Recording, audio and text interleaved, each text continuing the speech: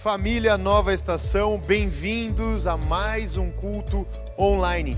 Que bom que você está com a gente. Se você puder, abra a Bíblia, eu quero ler com você agora o texto que está lá em Mateus, capítulo 18, versículos 18 e 19. E eu vou te mostrar por que esse texto é poderoso demais. Vamos lá? Digo-lhes a verdade, tudo que vocês ligarem na terra terá sido ligado no céu, e tudo que vocês desligarem na terra terá sido desligado no céu. Também lhes digo que se 2 de vocês concordarem na terra, em qualquer assunto sobre qual pedirem, isso lhes será feito por meu Pai que está nos céus. Jesus diz, tudo que vocês ligarem na terra, e queridos, tudo é tudo. Então nessa manhã, para que a gente inicie esse tempo de culto, eu quero orar e declarar sobre a nossa vida, minha vida, sua vida e de tantos que nos cercam, a palavra e a bênção de Deus. Vamos orar?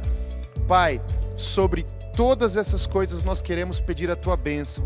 Sobre conversões, Senhor, nós declaramos nesse lugar conversões, vidas que se entregam ao Senhor, famílias que são restauradas inteiras na Tua presença pela Tua palavra.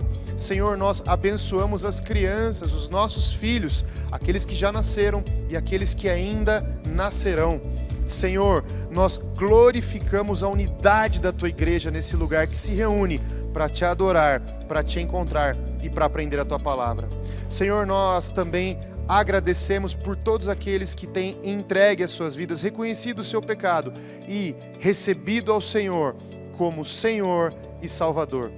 Todas essas coisas nós ligamos no céu e na terra agora, pela Tua palavra e em Teu nome. Em nome de Jesus, amém. Bem-vindos. Agora temos o nosso momento de fidelidade e generosidade. É um privilégio para nós viver e participar desse momento. E quando a gente olha para a Bíblia, a gente vê outros momentos, outras pessoas que tiveram o privilégio de participar do reino de Deus, de entender o quanto que Deus é fiel e o quanto que Ele é generoso conosco. Se você abrir sua Bíblia, capítulo 8 de 2 Coríntios, versículo 7, Paulo diz o seguinte: todavia, assim como vocês se destacam em tudo, na fé, na palavra, no conhecimento, na dedicação completa e no amor que vocês têm por nós, destaque-se também neste privilégio de contribuir. Não estou dando uma ordem, mas quero verificar a sinceridade do amor de vocês, comparando com a dedicação dos outros, pois vocês conhecem a graça de nosso Senhor Jesus Cristo, sendo rico, se fez pobre por amor de vocês, para que por meio de sua pobreza vocês se tornassem ricos. Este é o meu conselho: convém que vocês contribuam, já que desde o ano passado vocês foram primeiros, não somente a contribuir, mas também a propor esse plano. Agora, completem a obra, para que a forte disposição de realizá-la seja igualada pelo zelo em concluí-la de acordo com os bens que vocês possuem. Essa passagem, Paulo fala inclusive sobre o dízimo, né? Porque ele conclui falando que contribuam de acordo com os bens que vocês possuem. O dízimo fala a respeito de 10%, ele é proporcional ao que a gente tem, ao que a gente possui, ao que Deus nos dá. E quando a gente devolve o dízimo a Ele, é algo que tem a ver com fidelidade. É você entender que quem sustenta você é Deus. E Ele é um Deus fiel. Ele é um Deus que sustenta todo mês, toda semana, todo ano. Essa relação com Deus de fidelidade, como que a gente pode vivê-la intensamente e vivê-la de maneira dupla? Quando você reconhece essa fidelidade de Deus e quando você retribui essa fidelidade de Deus. Quando você vive esse relacionamento, que relacionamento é duplo, não é sozinho, não é só Deus fazendo, não é só Deus sendo fiel. O que Paulo fala aqui também? Do privilégio de contribuir, do privilégio de participar do reino. Então, querido, eu queria convidar você a participar do que Deus tem feito. Eu queria convidar você a não só ser fiel a Ele através dos seus dízimos, mas também ser generoso através das suas ofertas, entendendo tudo o que Deus tem feito e, em gratidão, retribuindo esse amor a Ele. E para quê? Será que Deus precisa? Não, Deus não precisa. Ele é dono de tudo. Simplesmente para que você seja tocado, para que você seja desprendido de algo que pode tomar conta do seu coração e para que você venha viver a generosidade e a fidelidade. Falar é uma coisa, viver, a prática disso é muito mais intenso. E viver o Evangelho é viver a prática. Então, convido você a viver isso e viver a prática de Jesus aqui, hoje, em nome de Jesus. Amém. Amém. Quantos estão felizes? Amém. Quantos amam estar na casa de Deus? Amém, que bom. Abra sua Bíblia em Mateus 16. Mateus 16, nós vamos ler dos versículos 13 ao 17.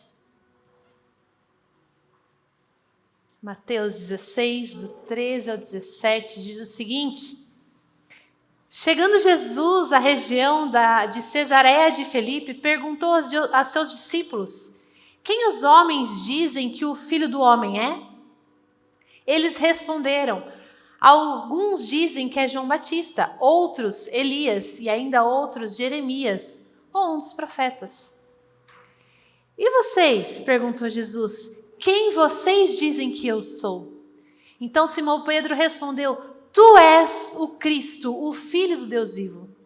Respondeu Jesus: Feliz é você, Simão, filho de Jonas, porque isto não lhe foi revelado por carne ou sangue, mas por meu Pai que estás nos céus. Feche seus olhos. Senhor, nós estamos aqui nessa noite mais uma vez e te pedimos que os nossos olhos, os nossos corações e os nossos ouvidos estejam abertos e atentos para ouvir a Tua palavra, para ver o que o Senhor tem para fazer e para sentir o que o Senhor tem para nós. Que o Senhor se revele a nós de forma simples e de forma completa.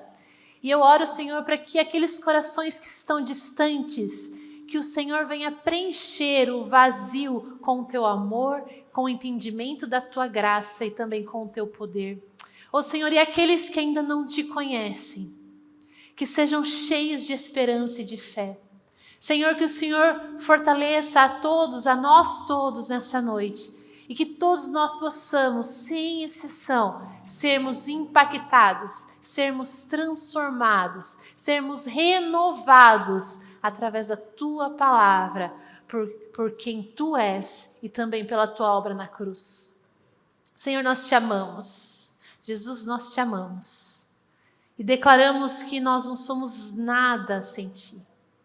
Declaramos que o Senhor tem supremacia neste lugar, o Senhor tem supremacia nas nossas vidas. Declaramos o Teu senhorio em nós. faz o teu querer, faz o teu querer, faz o teu querer nessa noite, Senhor, em nome de Jesus. Amém. Vamos ler de novo esse texto, gente? Mateus 16. Deixa eu voltar lá. Tá microfonando um pouquinho, tá incomodando. Desculpa, gente. Mateus 16, 13 a 17. Chegando Jesus à região de Cesareia de Filipe, perguntou aos seus discípulos: quem os homens dizem que o Filho do Homem é? Eles responderam: alguns dizem que é João Batista, outros Elias, e ainda outros Jeremias ou uns profetas. E vocês? Perguntou Jesus. Quem vocês dizem que eu sou? Então Simão Pedro respondeu: tu és o Cristo, o Filho do Deus vivo. Respondeu Jesus: feliz é você, Simão, filho de Jonas, porque isso não lhe foi revelado por carne ou sangue, perdão, mas por meu Pai que estás nos céus. Amém. Sabe que Jesus, ele não fez essa enquete, essa pergunta de forma aleatória. Jesus, ele não falou assim: vou mandar essa enquete aqui no grupo do WhatsApp e perguntar: galera, quem vocês acham que eu sou? Eu sou Simão? Eu sou João Batista? Eu sou profeta? Quem vocês acham que eu sou? Não foi aleatório. Jesus tinha um objetivo com essa pergunta. Eles estavam em Cesareia de Filipe, Aleluia, Senhor. São os anjos, Gabriel, cantando aleluia, né? Aqui a nuvem de glória, amém. Eles estavam, voltando aqui, eles estavam em Cesareia de Filipe e essa cidade ela estava numa região de forte influência de várias regiões.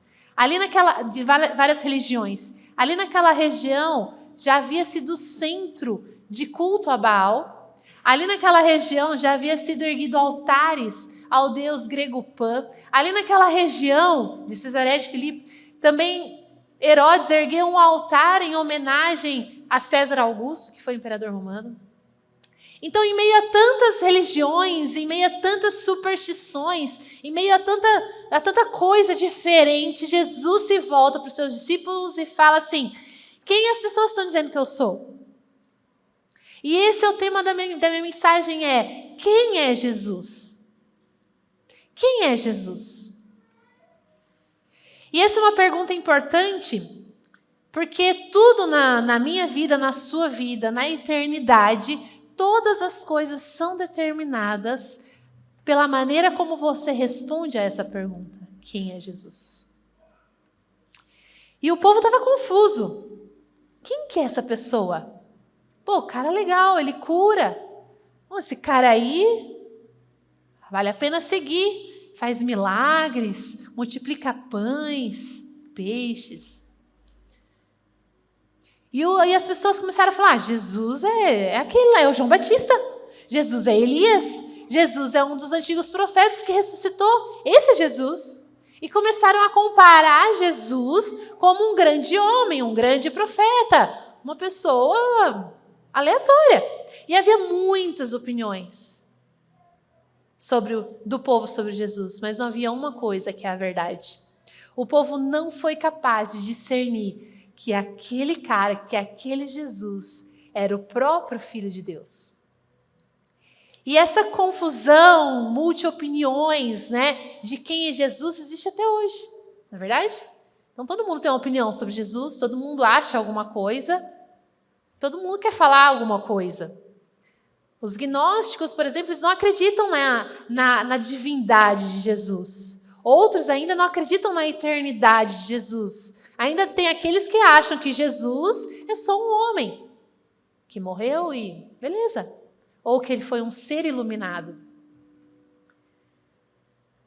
E não sei se vocês já repararam, hoje na nossa cultura tudo é relativo. Tudo é relativo, né? Já não existe aquela verdade absoluta, né? Então, tudo é relativo. Então, essa água não é uma água, porque ela é o que eu acho que ela é. Deu para entender? Não é uma água, é um suco. É um suco, porque tudo é relativo. É o que eu penso. E a realidade, a verdade, passou a ser definida com aquilo que eu acho. Eu acho que é uma água. Isso é real. Não. Não é real, eu acho que é um suco ou um refrigerante. Porque o que importa é o que eu acho. Só que isso não é verdade, porque a realidade é a verdade definida como aquilo que é de fato. Isso é realidade. Na real, isso aqui é uma água. Isso é real. Isso é verdadeiro. Então a pergunta que eu quero te fazer não é quem é Jesus para você, porque essa não é a questão. Ou quem você acha que Jesus seja para você, ou quem você acha que ele é de acordo com a sua conveniência. A pergunta é, quem de fato é Jesus? Na real, quem é Jesus? E você pode me dizer que sabe tudo sobre o cristianismo, que você estuda, que você lê todos os comentários possíveis do Dias Lopes, do Nicodemos, e enfim, né, de tantos estudiosos, lê C.S. Lewis, e tudo bem, é lindo, e eu acho que tem que ler, acho que tem que estudar, e não estou falando que não é para você fazer isso, pelo amor de Deus. E você pode saber que sabe tudo sobre a igreja, já fez escola dominical, acordava cedinho, ia lá, ficava sentadinho, te ensinou tudo, fez catecismo na igreja católica, whatever. Ou que você sabe tudo sobre religião. E talvez você fale assim, eu tenho uma opinião também sobre isso. Mas a questão é, quem é Jesus? A questão é, quem foi esse homem? Quem, na real, é Jesus? Eu não quero saber a sua opinião. Quem, na real, é Jesus? Porque se a gente não souber com clareza quem é Jesus, a gente vai estar perdido na questão mais importante da nossa vida. É como cego no meio de tiroteio, né? É essa, né, a expressão. Eu sou péssima em ditados, né? Cego no meio de tiroteio, não sabe para onde vai? Se eu não sei quem é Jesus, eu não sei para onde eu vou. Porque nós não podemos comparar Jesus a simplesmente a um homem. Não podemos comparar Jesus como um profeta. Jesus Cristo é Deus. Ele é Deus. Ele veio como homem, mas ele é o eterno Filho de Deus. A vida, a morte, a ressurreição de Cristo, tudo o que ele passou na cruz, o sacrifício, o perdão, não são assuntos alheios à nossa vida.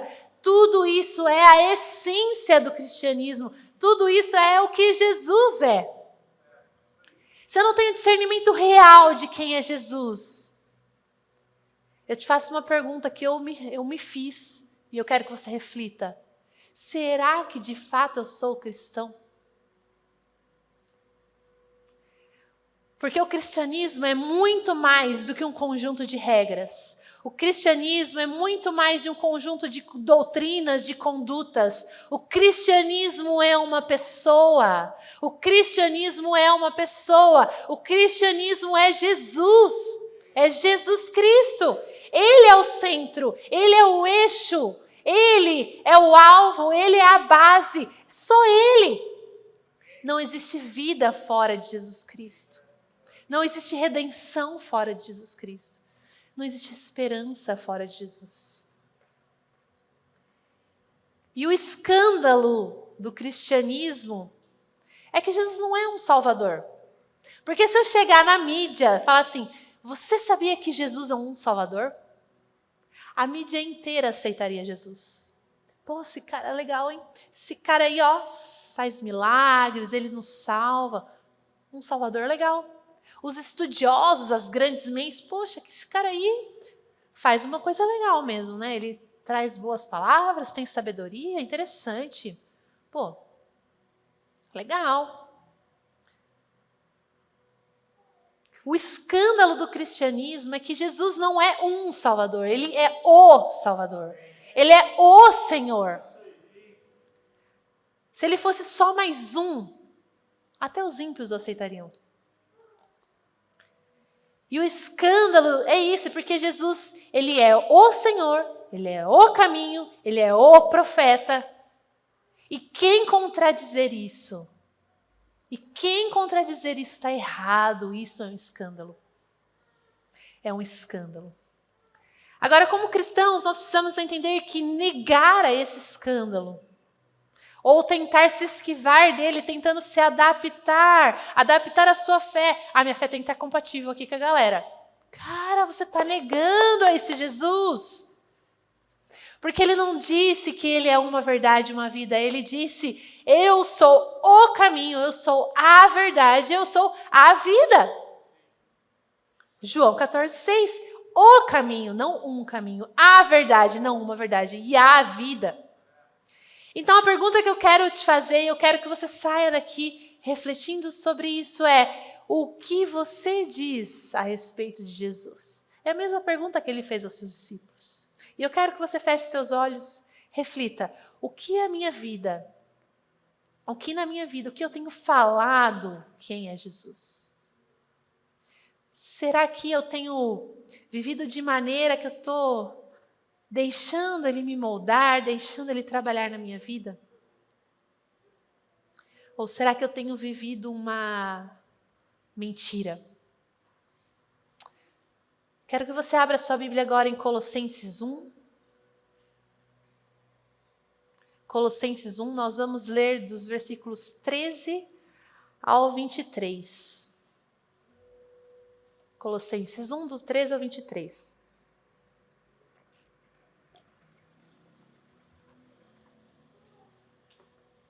O título aqui na minha Bíblia é assim: a excelência da pessoa e da obra de Cristo. E eu não sei se você já leu o livro de Colossenses, é um livro curtinho, mas você tem que ler se você não leu, que é muito forte. E eu quero te dar antes um contexto sobre essa carta de Paulo. Paulo escreveu essa carta à igreja de Colossenses, e alguns estudiosos dizem que essa foi a epístola mais profunda de Paulo. Dizem que ele escreveu meio que junto com a carta de Efésios. Mas essa carta, ela traz uma mensagem muito atual para nós hoje. Foi atual lá e continua sendo atual hoje. Porque hoje a gente vive num tempo em que se tolera tudo. Tem que ter tolerância. Agora, quando se fala sobre a verdade, aí você não pode ser tolerante, aí já é intolerante, porque daí você é muito radical. Então essa carta ela vem trazer um impacto muito grande, porque Paulo, ele escreveu essa carta quando ele estava preso em Roma, e ele não foi o fundador dessa igreja, e é interessante que foi a única igreja que recebeu uma carta de Paulo sem ter conhecido Paulo pessoalmente. Para você ter noção do quanto essa carta, quanto essa igreja era importante para ele. E a igreja dos Colossenses era uma igreja que tinha muita fé. Era uma igreja que tinha um amor profundo por Jesus, que mantinha uma esperança viva. Só que quando Paulo envia essa igreja, por que ele envia essa carta? Por que ele envia?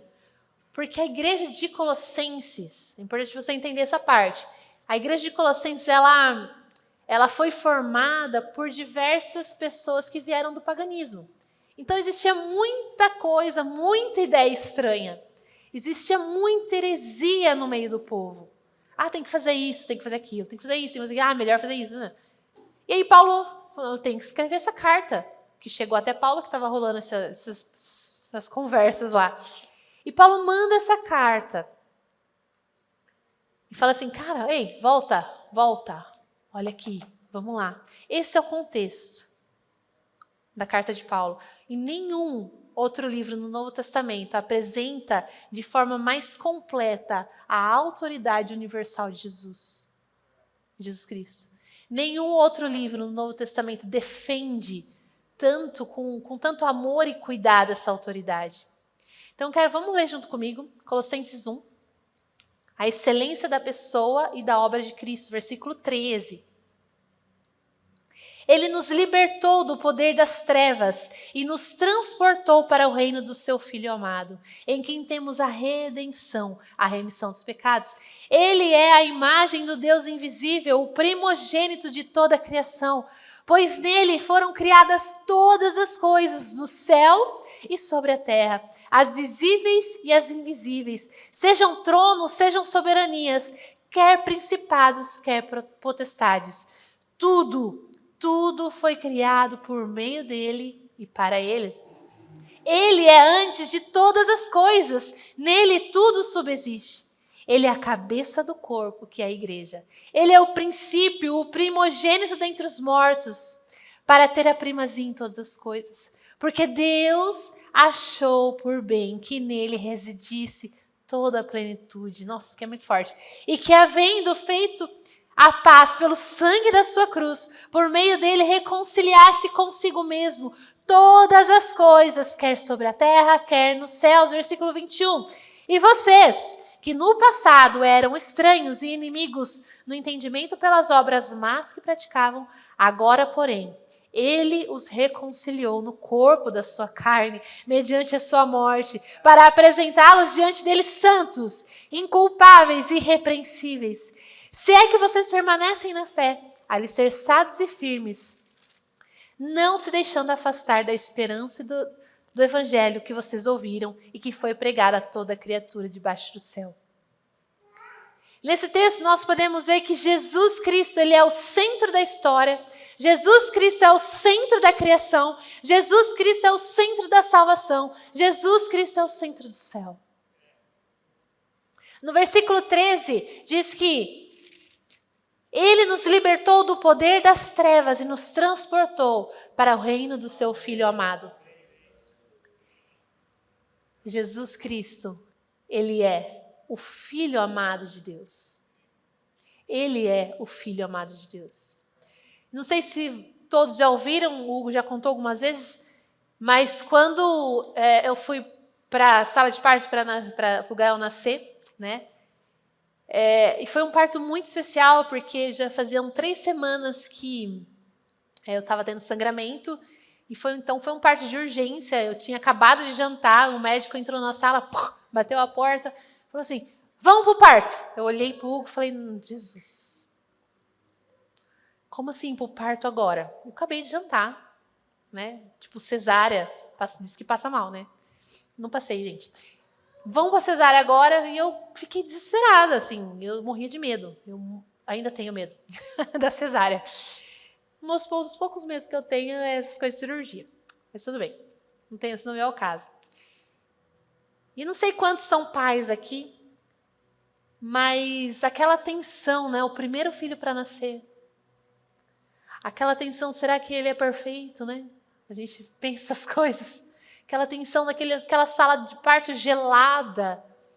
Os médicos batendo papo, dando risadas, a enfermeira enfiando coisa na veia da gente, né? Aí vem aquela anestesista enfiar a agulha desse tamanho no meio dos ossinhos.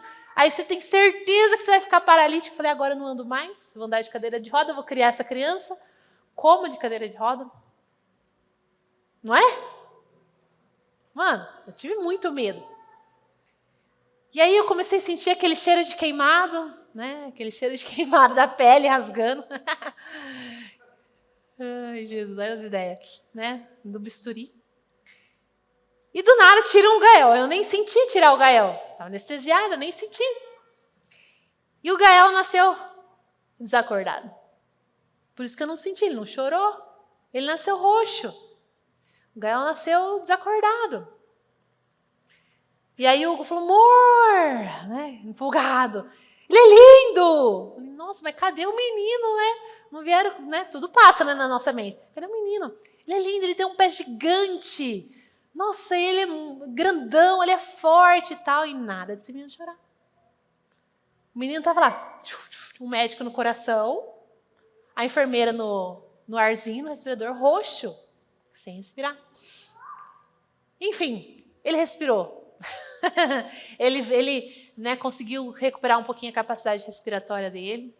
E aí veio um pediatra, que estava lá de plantão, o Dr. Paulo Roberto, que é um anjo, ele mora até na minha rua, ele é muito de Deus, assim. E ele veio com o nenê. E eu não sei se vocês assistem documentário de parto, mas eu assistia todos. Até ter o meu, depois eu nunca mais assisti.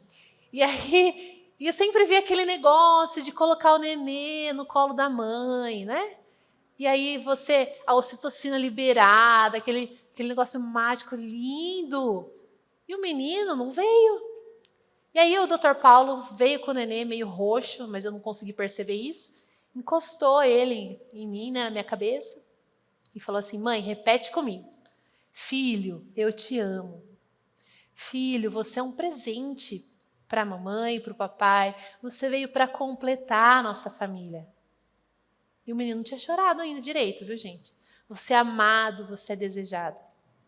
E a gente, né? Pai, mãe, você é amado. Chorar. Nossa, o Hugo chorava demais, óbvio. Muito mais que eu, porque ele é muito mais intenso. E eu falava aquelas palavras, você é amado, você é desejado, com uma intensidade, com uma força, com um amor que eu nunca tinha sentido na minha vida. Por que eu estou contando essa história para você? Porque eu posso testificar, tanto pela palavra, quanto pelo que eu vivi, que existe algo especial, existe algo poderoso no amor de um pai, de uma mãe por um filho. E Jesus, ele é o Filho amado de Deus. Deus já havia declarado isso. Quando Jesus foi se batizar, em Mateus 3,17, eis que uma voz do céus dizia, este é meu Filho amado, em quem me comprazo. Jesus é o Filho amado de Deus. Eu quero que você saia daqui nessa noite com essa convicção. Quando alguém te fala assim, quem é Jesus de fato na real? Jesus é o Filho amado de Deus. No versículo 14 diz o seguinte, lá em Colossenses, em quem temos a redenção, a remissão dos pecados. Jesus é o nosso Redentor. Redenção significa libertar um prisioneiro, libertar um escravo, libertar um cativo, mediante ao pagamento de um resgate, de uma fiança. Isso é redenção. Jesus é o nosso Redentor, Ele é o meu Redentor porque Ele me comprou de volta. Ele me comprou com o sangue dEle, Ele te comprou com o sangue dEle. Ele se ofereceu em sacrifício por você. Ele que não tinha pecado nenhum, se fez pecado para te resgatar, para me resgatar. E a minha comunhão com Deus, a sua comunhão com Deus, foi restaurada por meio dele. Jesus é o nosso Redentor, porque Ele nos tirou do poder do diabo e das trevas e nos transportou para o reino da luz. Tito 2,14 diz, o qual se deu a si mesmo por nós, o qual se deu a si mesmo por nós, para nos remir de toda iniquidade e purificar para si o seu povo especial. Esse é Jesus. Então, se alguém te perguntar quem é Jesus, Ele é o meu Redentor. O versículo 15 de Colossenses diz, Ele é a imagem do Deus invisível, o primogênito da criação. Cristo, Ele representa de maneira justa a natureza e a perfeição de Jesus, de Deus. Deus, Ele é manifesto através de Jesus. 1 Timóteo 3,16 diz, e sem dúvida alguma, grande é o mistério da piedade. Deus se manifestou em carne, foi justificado no Espírito, visto dos anjos, pregado aos gentios, crido no mundo, recebido acima na glória. Então, assim como eu vejo essa garrafa de água, quando eu olho Jesus, eu vejo a Deus. Quando eu olho Jesus, eu estou vendo a Deus. O Deus que é invisível se torna visível em Jesus.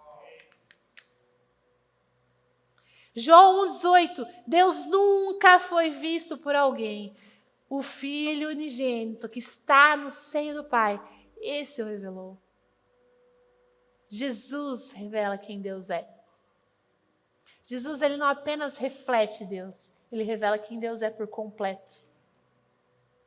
Então, se alguém te perguntar quem é Jesus, o que você vai responder? Ele é a imagem do Deus invisível, ele é o primogênito de toda a criação, esse é Jesus. No versículo 16 diz lá que ele é o eterno, ele é o onipotente criador. Jesus Cristo, ele é o autor da criação. O coração de Jesus desejou o mundo. Da mesma forma que eu desejei ter um filho, o coração de Jesus desejou o mundo. A mente de Jesus planejou o mundo. Eu imagino Jesus como um grande arquiteto. Vocês já viram uma planta de uma casa, aquele negócio quando abre assim? Né? A gente que é leigo não entende nada, mas o arquiteto entende tudo, o engenheiro, né, Virgínia? Vocês entendem tudo, a gente só tenta imaginar. Mas eu vejo Jesus como um grande arquiteto, arquitetando na mente dele, planejando o mundo, como ia ser, onde estariam as águas, onde a terra chegaria, como o nosso corpo funciona. Você já parou para imaginar como o seu corpo funciona? O seu respirar? O seu coração bater? Jesus imaginou. Jesus fez. A vontade de Jesus concebeu isso. E a palavra dele, a palavra de Cristo, trouxe tudo isso à existência. Isso é demais. Em João 1, dos versículos 1 a 3, diz que no princípio era o Verbo, e o Verbo estava com Deus, e o Verbo era Deus. Ele estava no princípio com Deus, e todas as coisas foram feitas por meio dele, e sem ele nada do que foi feito se fez. Jesus, ele é a fonte, Jesus é a origem de tudo que existe, no céu, na terra. Jesus é o alvo da criação. Ele é o alvo da nossa vida, porque eu e você não somos feitos para adorar, para glorificar a esse Deus, a esse Jesus. Entenda uma coisa, todas as coisas existem em Cristo, todas as coisas. Por Cristo e para Cristo. Ele é antes de todas as coisas. E ele não teve uma origem. Por quê? Porque ele é a origem. Ele é a origem. Ele é a origem. Versículo 18 diz lá, vamos lá, acompanha comigo aí. Ele é a cabeça do corpo, que é a igreja. Jesus é o cabeça da igreja. Isso é lindo, é lindo, é lindo demais. A palavra cabeça aqui tem dois significados. O primeiro significa origem, significa fonte. E o segundo significado é aquele que governa, é aquele que controla, aquele que dirige. A igreja, você, a igreja só tem vida em Cristo. A igreja só tem autoridade em Cristo. Só Ele controla a igreja. Só Ele determina comandos para a igreja. É Ele quem faz a igreja crescer. É Ele quem faz eu e você crescer. Isso é demais. Ter entendimento disso, ter isso revelado é demais. Versículo 19 diz lá, nossa, esse aqui é o mais lindo de todos. Leia comigo. 1:19. Porque Deus achou por bem que nele residisse toda a plenitude. Eu quero que você entenda que Jesus Cristo, ele não é uma revelação parcial de Deus. Não é metade de Deus. Não. Mas é o Deus mesmo em toda a sua plenitude. Colossenses 2:9 diz que, porque nele habita corporalmente toda a plenitude da divindade. Só em Jesus Cristo, em mais nada nós podemos encontrar a plenitude de Deus. Você pode buscar com a sua força, você pode buscar através do dinheiro, você pode buscar em qualquer outro lugar, mas se você não buscar em Jesus Cristo, você não vai ter a plenitude de Deus. E como cristãos, se você é cristão, nós temos acesso a essa plenitude. Nós temos acesso. E a palavra plenitude, ela é muito legal, porque na Bíblia, segundo o dicionário da Bíblia mesmo, da Almeida, a palavra plenitude fala de abundância, presença completa, estatura completa, tempo certo de Deus agir, libertando as pessoas do peso da lei e da escravidão do pecado. Isso é plenitude. Quem que faz isso? Agora, segundo o dicionário da língua portuguesa, plenitude é o estado do que é inteiro, aquilo que é completo, total, íntegro. Então, quando a gente fala de plenitude, de ter a plenitude de Deus, a gente começa a aceitar a totalidade da vontade de Deus. Quando a gente aceita essa totalidade, a gente passa a desfrutar do melhor dessa terra. Não tem como. E aí talvez você esteja pensando assim, legal, mas eu passo por vários problemas. Legal, mas eu tenho muitas dificuldades, eu tenho dificuldade financeira, eu tô mal, eu tô depressivo, eu tô doente, eu tenho uma doença muito, muito forte. Em momentos de dificuldades ou em momentos de glória, de alegria, eu vivo plenitude de Deus quando eu entendo quem Ele é. Eu passo pelo vale entendendo. Por quê? Porque eu sei quem é o meu Deus. E eu sei quem Ele sabe quem eu sou. Isso faz toda a diferença. E eu posso ver a plenitude de Deus. E no capítulo 3 de Colossenses, no versículo 11, diz o seguinte: aqui não pode haver mais grego e judeu, circuncisão e incircuncisão, bárbaro, cita, escravo, livre, mas Cristo é tudo e está em todos. Jesus Cristo, Ele é tudo em todos. Jesus Cristo é tudo em todos. A graça, Jesus, Ele atravessa os abismos. Jesus, Ele não reconhece distinções. Para Ele não tem branco, não tem preto, não tem pobre, não tem rico, não tem diferença, Ele não tem distinções. E Ele é tudo o que nós precisamos. Ele é tudo em todos. Então, quem é Jesus? Ele é o Filho amado de Deus. Jesus, Ele é o meu Redentor, aleluia. Jesus, Ele é a imagem do Deus invisível. Ele é o primogênito de toda a criação. Ele é eterno, Ele é poderoso, Ele é o Criador, Ele é o cabeça da igreja. Ele é a plenitude de Deus. E nele estão toda a sabedoria, todo o conhecimento. E como diz a Maria no Teatro de Natal, Ele é 100% homem e 100% Deus. Esse é Jesus. Esse é Jesus. Beleza. O que eu faço com isso? Porque é muito legal você saber essas coisas. Dá uma alegria, uma motivação. Pô, legal, vamos embora. O que eu faço com isso? Porque tudo isso a gente aprende, a gente lê, a gente acabou de ler. Mas para de fato crer nesse Jesus, é necessário que Deus abra os nossos olhos e nos revele.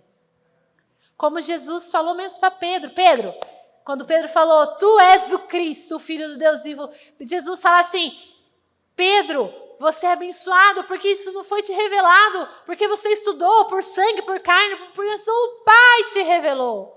Então, para você ter entendimento de quem é Jesus, o Pai precisa te revelar. E apenas Deus pode tirar essa venda. Apenas Deus pode escancarar na nossa cara e falar, ei, Jesus está aqui, é Ele, esse é Jesus. O Filho do Deus vivo. Ele é o alfa, Ele é o ômega, Ele é o princípio, Ele é o fim. Esse é Jesus. E quando a gente tem essa revelação, a nossa vida passa a escancarar as evidências dessa revelação. Porque viver em Cristo não é algo assim da boca para fora, assim, eu sou cristão. Não é uma religião externa, mas é o nosso interior sendo transformado dia a dia conforme a imagem de Cristo. É Jesus sendo o centro da sua vida. É Jesus estando no centro do meu pensamento. É Jesus sendo o meu maior desejo. O meu maior desejo não é viajar, ter um super carro, ter uma super casa, ter filhos. O meu maior desejo é estar com Jesus, é conhecer Jesus, é caminhar com Jesus, é ser como Ele foi. Esse é o meu maior desejo. E eu quero chamar a sua atenção aqui, porque é muito fácil adotar uma religião. É muito fácil adotar uma religião. E tem muitas por aí.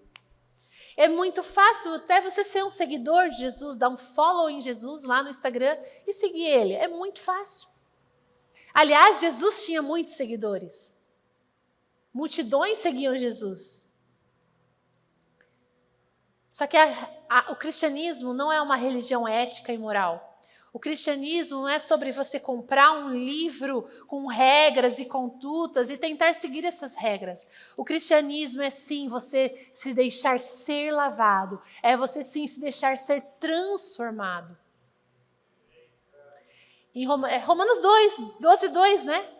E não sede conformados com este mundo, mas sede transformados pela renovação do vosso entendimento, para que experimentais qual seja a boa, perfeita e agradável vontade de Deus. O cristianismo é você ser discipulado. E não é você ser discipulado no sentido de um método, enfim, não é isso. É no sentido de você admirar Jesus. É no sentido de você seguir Jesus. É no sentido de você olhar Jesus e falar, eu vou imitar esse cara. Isso é o discipulado. É você desaparecer a fim de que ele cresça no seu lugar. Isso é você ser cristão. João 3,30 diz que é necessário que ele cresça e que eu diminua. Acreditar em Jesus Cristo, que Ele é o Senhor, que Ele é o Salvador, não é apenas dizer, eu amo os ensinamentos dele, ele é um cara cool, ele é um cara legal, eu vou seguir esse cara, mas é saber que eu não tenho nada em mim. Eu não tenho nada em mim, eu não tenho justiça em mim, eu não tenho esperança em mim, eu não tenho amor em mim, eu não tenho paz em mim, exceto pelo que Deus fez por mim na cruz, no Calvário, na ressurreição de Jesus Cristo. E essa é a minha esperança. Isso é o cristianismo. Pode subir a banda, por favor? Eu estou finalizando. Existe um convite. Existe um convite para mim e para você. Existe um convite de Jesus para mim e para você, de você abrir mão de tudo para seguir a Ele. Lá em Mateus 8 diz o seguinte, então ele chamou a multidão e os discípulos e disse, se alguém quiser acompanhar-me, negue-se a si mesmo, tome a sua cruz e siga-me. Pois quem quiser salvar a sua vida perderá, mas quem perder a vida por minha causa e pelo evangelho, a salvará. Pois que adianta o homem ganhar o mundo inteiro e perder a sua alma, diz Jesus? Se alguém se envergonhar de mim, de Jesus, e das minhas palavras, nessa geração adúltera e pecadora, o Filho do Homem se envergonhará dele quando vier na glória do seu Pai, com os santos anjos. O convite de Jesus é um golpe fatal para o nosso egocentrismo. O convite de Jesus é um golpe fatal para o nosso egocentrismo. E Jesus estende esse convite de o seguir. Esse convite nos leva a um lugar de vida, esse convite nos leva a um lugar de esperança. Só que existe um preço a ser pago. Existe um preço a ser pago, que é negar-se a si mesmo. Negar os seus sonhos, negar as suas vontades, negar o seu tempo para você. Existe um preço a ser pago. Jesus, ele é um cara simples, mas é um cara tão completo, tão inteiro, tão magnífico. Eu quero que você saia aqui entendendo que quem é esse Jesus? Quem é esse Jesus? Fique em pé no seu lugar, nós vamos cantar essa música. Essa música, ela canta exatamente o texto de Colossenses 1. E se você puder, adore esse Jesus, que é o centro de tudo. Amém? Ele é a imagem do Deus invisível.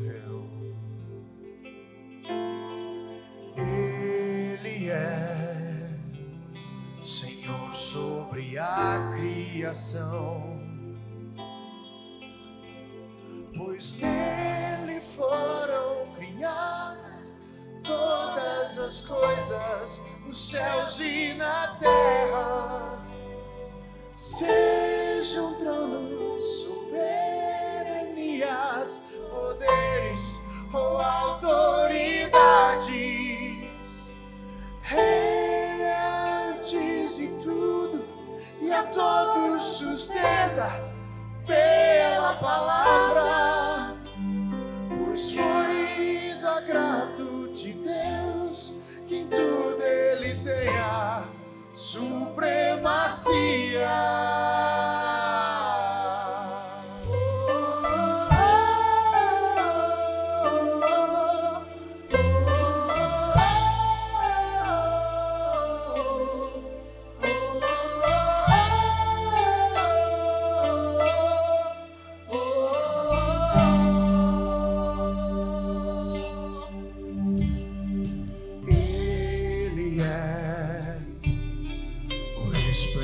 Da glória do Pai, Ele é a exata expressão do seu ser, pois nele foram criadas todas as coisas nos céus e na terra. Sejam tronos, soberanias, poderes ou autoridades. Ele é antes de tudo e a todos sustenta pela palavra, pois foi do agrado de Deus que em tudo ele tenha supremacia.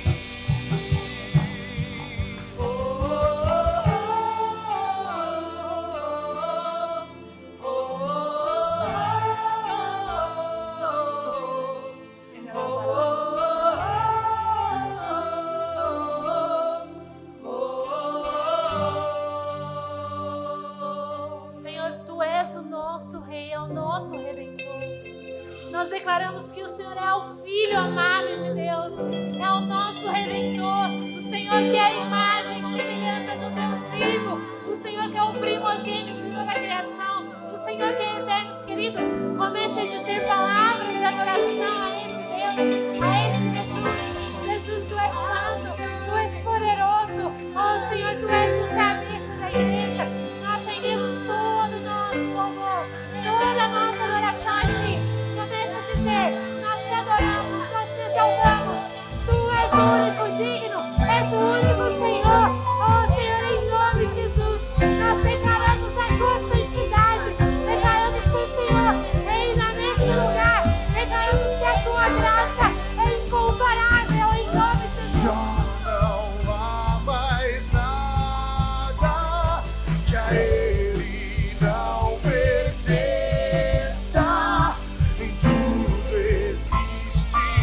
Eleve as suas mãos aos céus, querido. Cante isso de todo o coração. Não há mais nada, aleluia. Já não há mais nada que a Ele não pertença. Em tudo existe graça. Cantemos sim.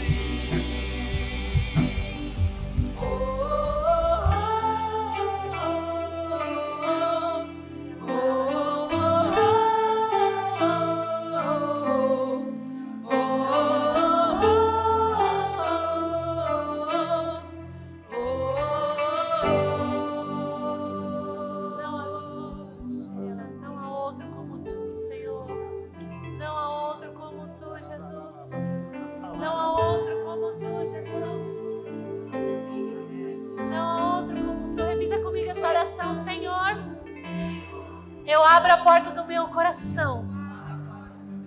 Faz morada na minha vida. Transforma o meu ser. Senhor, tira a venda dos meus olhos. Eu quero ver Jesus. Eu quero ver Jesus. Eu quero ver Jesus. Eu quero ver esse Jesus. Eu quero ver esse Jesus, o Redentor. Senhor, em nome de Jesus, nós clamamos. Tira a vida dos nossos olhos. Revela, Senhor, a tua igreja. Esse Jesus que é Rei. Esse Jesus que é Redentor. Nós clamamos, Senhor. Nós clamamos, Senhor.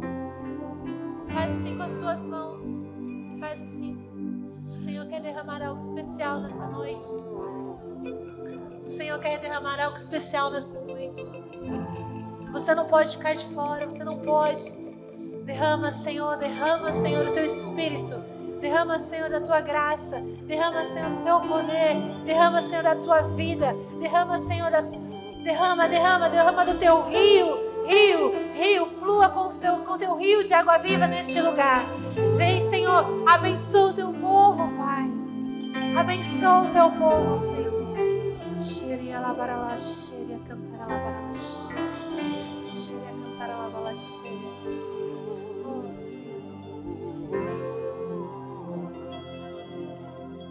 Senhor, que nesses dias, nesses próximos dias, o Senhor possa se revelar a nós de forma completa e total.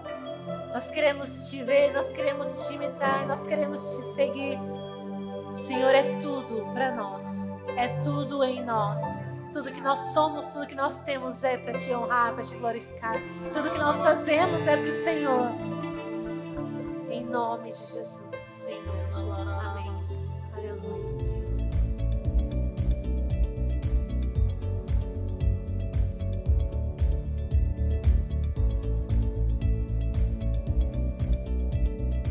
Queridos irmãos, mais um culto ao nosso Deus, mais uma palavra de Deus ao nosso coração. Mas eu quero te convidar para o próximo domingo você estar presencialmente conosco na Nova Estação Church. Temos aprendido que o lugar de Deus operar milagres de uma maneira mais propícia é quando nós estamos reunidos em adoração ao Senhor. A experiência da palavra online, do culto online, é maravilhosa, mas nada se compara com estar juntos, comungando com os irmãos, das experiências de um com o outro, e todos juntos, com os ouvidos abertos, com os corações abertos, experimentando o Senhor no culto presencial. Então eu convido que você, no próximo domingo, às 18h30, esteja conosco na Nova Estação Church para juntos glorificarmos o nome do Senhor nosso Deus. Em nome de Jesus. Amém?